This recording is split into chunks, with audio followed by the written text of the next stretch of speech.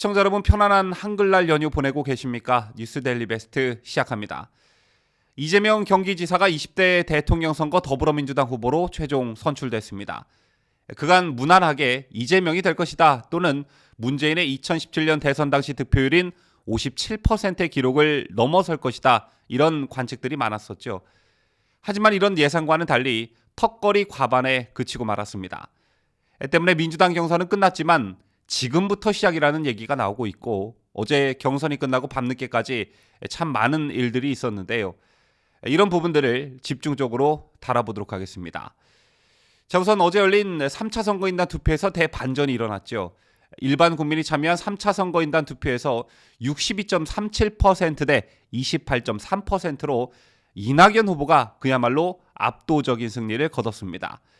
2차 선거인단 투표에서 이재명 58.17%, 이낙연 33.48%를 기록했다는 점에 비춰봤을 때 그야말로 일주일 만에 대반전이 벌어진 것입니다.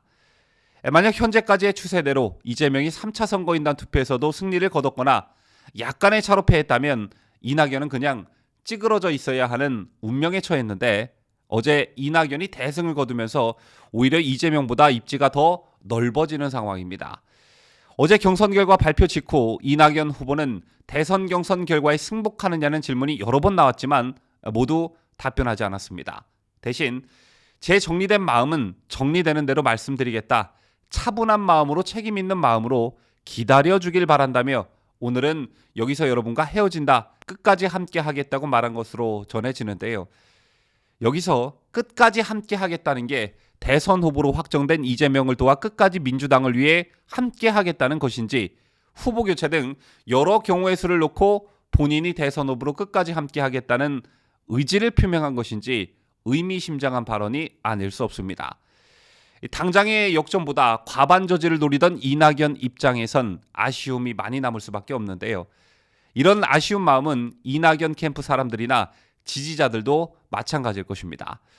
때문에 이곳저곳에서 경선 불복 얘기가 나오고 있습니다. 어쩌면 상황이 심각한 내용으로 치닫을 수도 있다는 느낌이 드는데요. 앞서 경선 직후 결과에 승복하느냐는 질문이 여러 차례 나왔지만 이낙연은 끝끝내 답변하지 않았다는 소식 전해드렸었죠. 그런데 캠프 분위기도 마찬가지로 전해집니다. 캠프 내 회의에선 원팀에 대한 메시지를 내지 않기로 결정했다고 합니다. 수사 결과가 나오는 11월 말쯤에야 진짜 후보가 정해지지 않겠느냐면서 오히려 후보 교체까지 염두에 둔 듯한 반응도 실제 있었던 것으로 전해집니다. 또 이낙연의 지지자들도 굉장히 격앙된 모습을 보이고 있습니다. 그야말로 난리가 났는데요. 일부 지지자들은 당원 게시판에 항의글을 남기고 이재명 절대 안 찍는다 등의 해시태그 운동을 벌이며 경선 결과에 강한 불만을 드러내고 있고요. 또 이재명을 위한 4.4.5입을 철회하라, 민주주의 훼손하는 4.4.5입이라는 항의성 글이 잇따라 올라오고 있습니다. 여기서 말하는 4.4.5입은 이낙연의 최종 누적 득표율이 40%대인 경우 다른 후보자가 중도 사퇴하면 이 지사의 득표율이 50%가 넘어 결선 투표가 무산될 수 있다는 뜻입니다. 또 어젯밤 서울 여의도 민주당 당사 앞에는 이낙연 지지자들이 모여 경선 결과에 항의하는 시위까지 벌어졌습니다. 역시 4.4.5입 철회하라, 민주당이 부끄럽다 등의 구호를 외쳤다는데요. 이와 별개로 일부 지지자들은 오늘 오후부터 경선 결과에 불복한다는 내용의 트럭 시위를 진행한다고 밝혀 경선 불복 분위기는 더욱 확산될 듯합니다. 이처럼 현재 문제가 되고 있는 것이 바로 경선 무효표 처리입니다. 사실 이 무효표 처리 문제는 갑작스럽게 나온 것이 아니죠. 정세균, 김두관이 경선 후보에서 사퇴할 때부터 나온 얘기인데요. 당초 예상대로 이재명이 57% 정도로 무난한 승리를 가져갔다면 그냥 묻힐 확률이 매우 높아 보였습니다. 하지만 3차 선거인단 투표에서 이낙연이 압도적인 승리를 가져가면서 이재명이 50.2%라는 턱걸이를 했기 때문에 논란이 재점화됐다고 볼 수 있는데요. 간단하게 설명하자면 중도 하차한 정세균, 김두관 표를 무효화시키니 전체 투표수, 즉 분모가 작아지기 때문에 이재명이 50.2%의 득표가 된 것입니다. 하지만 반대로 정세균, 김두관 표를 유효표로 인정하면 이재명은 과반에 못 미치는 49.3%가 돼 결선 투표를 다시 해야 하는 상황에 놓이게 됩니다. 오늘만 해도 화천대유 대주주 김만배의 검찰 출석이 예정돼 있고 수사망이 점점 윗선으로 올라가고 있는 상황에서 국민 여론마저 LH 사태에 버금갈 정도로 흉흉해지고 있죠. 이런 상황에서 결선 투표까지 간다면 이낙연 입장에선 한번 해볼 만한 게임이 되는 것입니다. 그래서 더더욱 이낙연 캠프에서 이 문제를 걸고 넘어질 확률이 크다고 보는데요. 실제 이낙연 지지자들은 11월을 꿈꾸고 있습니다. 실제 트위터에 돌아다니고 있는 게시물 하나 보시겠습니다. 보시다시피 11월 그날이 올 때까지 이낙연을 외칩니다. 제목이 이렇게 돼 있습니다. 그 아랫줄엔 일종의 플랜으로 보여지는데요. 이낙연 지지자들의 계획 11월 송영길 탄핵, 그 다음 이재명 합수본 수사, 그 다음 후보교체 이재명 구속 이렇게 돼 있습니다. 여기서 송영길 탄핵은 비주류인 송영길 대표가 이재명에 치우쳐져 있다는 어떤 불만으로 보여지고요. 이재명 합수본 수사는 이낙연 후보가 주장하고 있는 것입니다. 이처럼 민주당 경선은 끝났지만 이낙연 지지자들은 11월에 후보교체 시나리오까지 돌리면서 포기하지 않고 있는 모습을 보이고 있는데 이낙연 캠프 쪽 사람들도 마찬가지입니다. 이낙연 캠프 공동선대위원장인 서른 홍영표 의원은 경선 직후 입장문을 통해 규정된 절차에 따라 오는 11일 당 선거관리위원회에 이의제기서를 공식적으로 제출하겠다고 밝혔습니다. 하지만 선거관리위원장을 맡고 있는 이상민 의원은 당규 제59조 1항에 중도사퇴 후보는 무효표 처리한다고 분명히 돼 있고 60조 1항의 득표율 계산 때 분모는 유효표니까 무효표는 넣을 수 없다는 것이라며 이게 지금까지 확인된 선관위원들의 일치된 입장이라고 쐐기를 박았는데요. 또 경선 과정에 중대한 하자가 드러난다면 모르겠지만 그게 없는 이상은 결과가 바뀌는 게 아니다라면서도 본질적인 게 있다면이라고 여운을 남기기도 했습니다.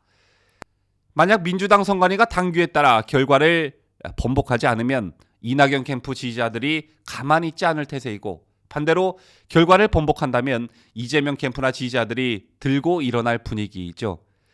이런 극한 상황까지 갔을 땐 중재자가 필요한 법인데 일각에선 이해찬 전 대표나 최근 노무현 재단 이사장직을 연임하지 않겠다고 한 유시민 이사장이 거론되고 있지만 가장 중요한 건 역시 청와대의 스탠스입니다. 얼마 전 대장동 건과 관련해 그동안 입장을 내놓지 않았던 청와대가 엄중하게 지켜보고 있다는 의미심장한 발언을 내놓은 적이 있었죠. 이재명, 이낙연 약쪽 캠프로서는 매우 예민하게 받아들일 소지가 다분한 발언이었는데 그랬던 청와대가 어제 경선 직후 이재명 지사의 민주당 대통령 후보 지명을 축하합니다라는 메시지를 내놨습니다. 자, 물론 원론적인 수준의 축하 메시지였지만 앞으로 청와대의 스탠스가 더욱 궁금해지는 대목이 아닐 수 없는데요. 왜냐하면 앞으로 대장동 의혹이 거세지면 거세질수록 이재명 캠프는 문재인 청와대를 물고 늘어질 가능성이 매우 높아 보입니다. 부동산 투기 전국으로의 한복판으로 청와대를 끌고 들어갈 가능성이 매우 높죠. 자, 실제로 이재명을 비롯한 캠프 관계자들은 유동규의 구속으로 궁지에 몰리게 되자 부동산 폭등 탓을 하기도 했습니다. 자, 이런 상황에서 대장동 의혹이 청와대로 튈 경우에 문재인과 청와대가 일종의 압박을 받을 가능성이 매우 높습니다. 또 청와대 입장에서도 친문 성향인 이낙연에 비해 이재명과의 어떤 관계 설정이 훨씬 더 신경 쓰일 텐데요. 실제로 올해 초 이낙연은 이명박 박근혜 두 전직 대통령의 사면 얘기를 꺼내 들었다가 청와대에서 한마디 하니 찍소리 못하고 못 내고 자신의 발언을 걷어들인 바 있습니다. 때문에 이재명과의 관계 설정에 청와대와 문재인이 굉장한 골머리를 앓고 있을 듯한데요. 만약 퇴임을 걱정하는 문재인이 이재명을 받아들인다면 문재인과 이재명의 만남이 조기에 성사될 수도 있습니다. 실제 이명박 전 대통령은 2012년 9월 박근혜 당시 새누리당 대선 후보를, 김대중 전 대통령은 2002년 4월 노무현 당시 민주당 대선 후보를 청와대에서 만나 힘을 실어준 바 있습니다. 때문에 이낙연 쪽의 경선 불복과는 별개로 이재명은 문바들의 반발을 조속히 잠재우기 위해서라도 문재인과의 만남에 목을 맬 것으로 보여집니다. 어쨌든 민주당 경선이 이른바 아름다운 경선으로 끝나지 않음에 따라 또 이재명이 찜찜한 승리를 거둠에 따라 우리 보수파 진영으로서는 조금 유리한 상황이 됐습니다. 여기서 한 가지, 민주당 경선을 좀 타산지석 삼아야 한다고 보는데요.